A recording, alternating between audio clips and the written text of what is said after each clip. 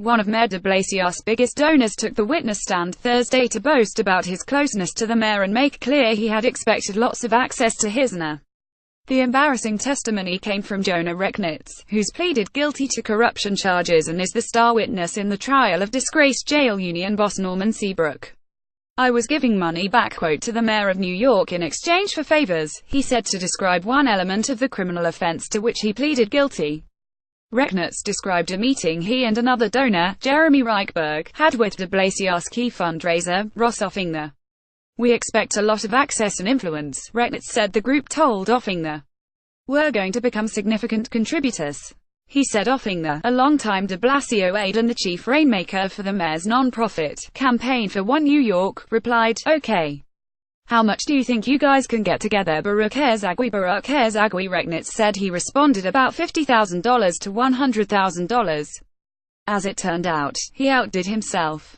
Rechnitz, who is cooperating with prosecutors in the hopes of winning lighter jail time, raised $41,000 for the mayor before his 2013 election, donated $50,000 to Campaign for One New York, and wrote a $102,300 check as part of the mayor's 2014 failed effort to flip the state Senate to Democratic control. Offingner, Rechnitz testified, returned with his hand out after de Blasio was elected mayor. "He would call when they needed money," he said. "In return, I would call whenever I had an issue.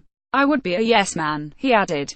"I always gave money." In court he revealed that de Blasio, who has strained to distance himself from Rechnitz, even came to his office before the election.